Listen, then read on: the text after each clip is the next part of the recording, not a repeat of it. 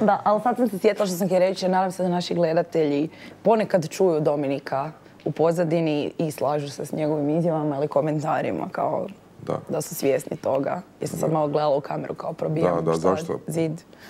Pa nemamo zid. Da, uglavnom Warcraft 3 Reforged, mislim Blizzard kao cijela kompanija je u rasulu preko desetljeće. Pa dobro, nema baš govori da su u rasulu, nisu u rasulu, ali nemaju... Dovoljno loše da imaju 2 igrice na popisu.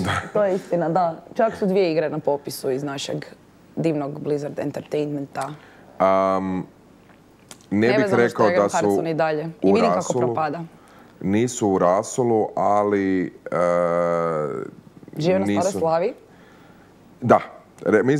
Mislim da je to jako dobar. Žive na staroj slavi. Žive na staroj slavi.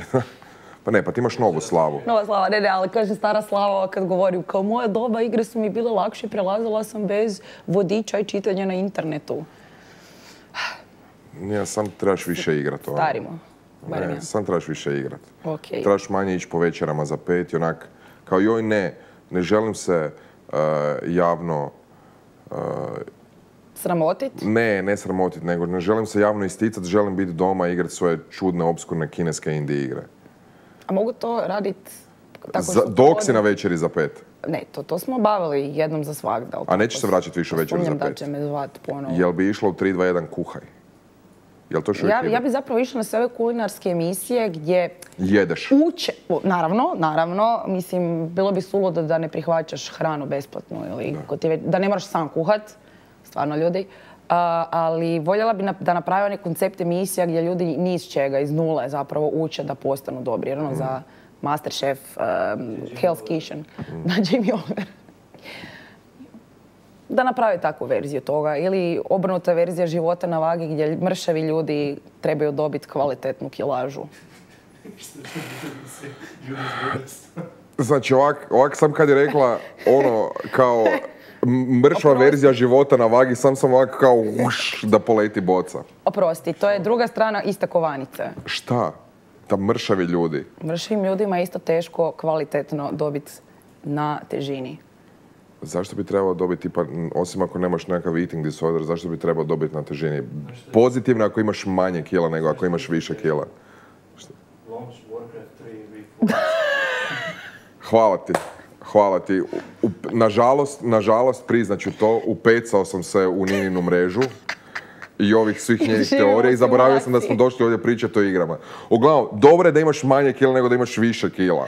Nije dobro da imaš nekakav onak poremećaj u prehrani pa si zato mršav, ali onda ti ne treba život na vagi nego ti treba onak fucking medicinska pomoć. Ali ako si mršav i imaš malo kila, tipa najgore što ti se može dogoditi, tipa onak joj želim se malo utegnut, pa onak odi trčati ili neki kurac. Ono. Ne, to se sad na mrežnici za vikend, početak srpnja, svima bili su kao, a da ti, evo primjerice, nego ti rekao da odeš trčat.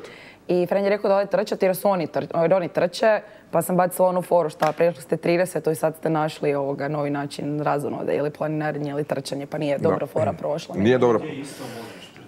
Mogu i trčati. Znaš da možeš trčati? U igri Warcraft 3 Reforged, koja nije bila dobro prihvaćena po izlasku, zato što ono čeg se ja sjećam, da jako puno ljudi zapravo rekla da im je off u igri, a da ne pričamo cijelo vrijeme samo o frame rateu i tehničkim problemima. Ljudima se nije baš svidio taj nekakav osvježeni art stil koji su imali. Što više rekli su da im se puno više svidjelo kako je to izgledalo prije. I da jednostavno, kao Warcraft 3 da ga sad upališ, original još uvijek je ono, kao da vide se godine, ali još uvijek igra ono bezvremenske, ajmo to tako reći. A nas bi puknula nostalgija.